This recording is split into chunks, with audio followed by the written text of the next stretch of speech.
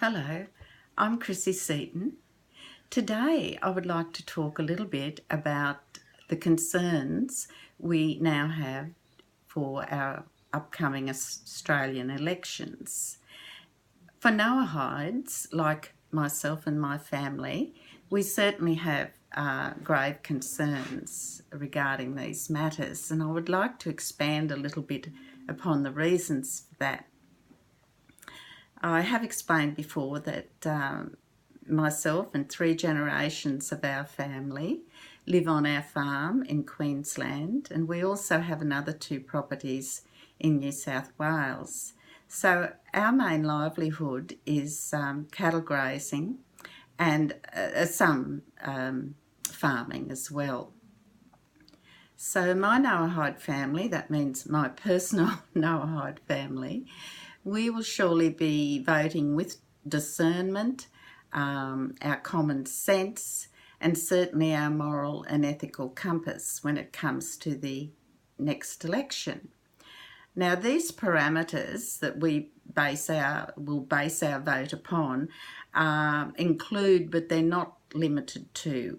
So, one of the things I want to describe to you is about how the Noahides were commanded by God to care for our animals and our environment. In fact, it is the 7th commandment that was given.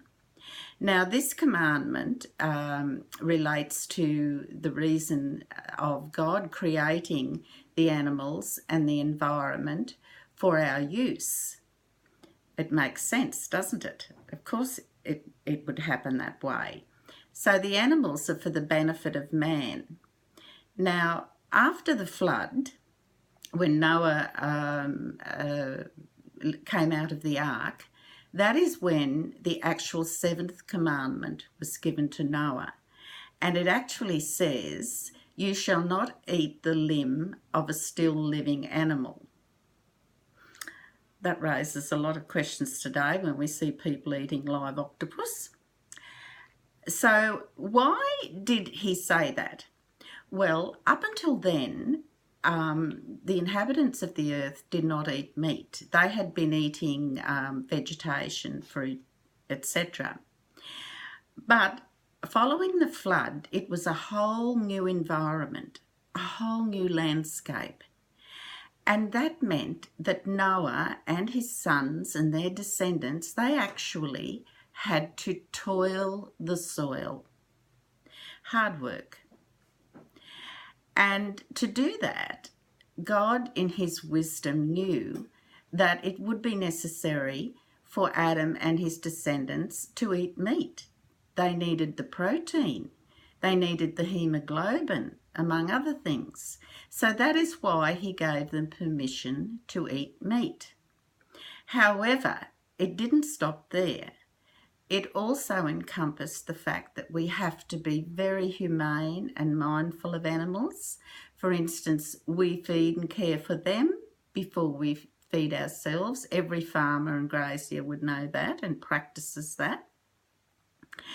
And also, I just might add here, for interest to farmers particularly, and graziers too, of course, that Noah was actually the forefather of modern agriculture. He actually invented tools. Even before the flood, he began making implements to till the soil, to dig with and things like that. So every time you get on your nice tractor or go out and chip some weeds away, just think of Noah and remember that he was the father of all that. So this commandment that was given to Noah, it also encompasses things like we have to take care of our environment.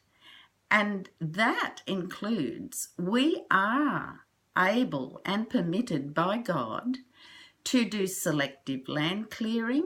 For instance, there has to be pests and weeds, noxious plants and things have to be removed in order for the crop that you've planted to grow properly, and also for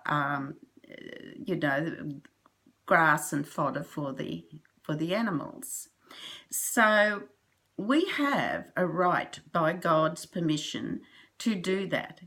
Farmers and graziers have been caring for the land admirably for generations. They know more about it than the people in the offices in the cities.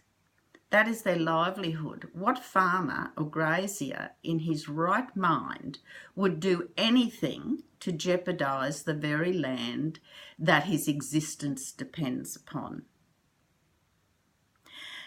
Farmers have to also endure floods, droughts, fires, and now, of course, the onslaught of the vegan movement, as though we haven't got enough to put up with. And these protests are recent protests, for example, they're noxious, they're disruptive behaviour and biosecurity hazards. It is not good. And that's just another example of what farmers and graziers endure.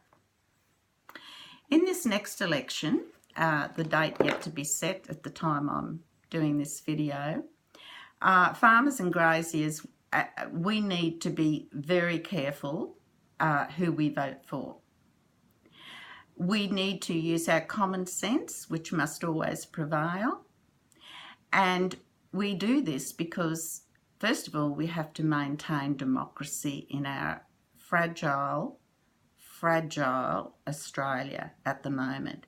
So we don't want to be cast into the wilderness by an elected government that has absolutely no idea what farmers and graziers contribute to the economy and the future of our country. So your vote, it must be based on universal ethics, not political correctness. And political correctness, let me remind you, is the doorway to socialism. It's on the move. It's like a cancer. Now, our Anzacs did not fight and die for socialism.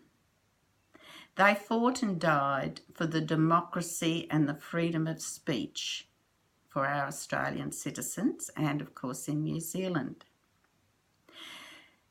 So, in closing, I'm going to say, please, farmers and graziers and all Australians must vote with their conscience. Vote for an ethical government. Bye.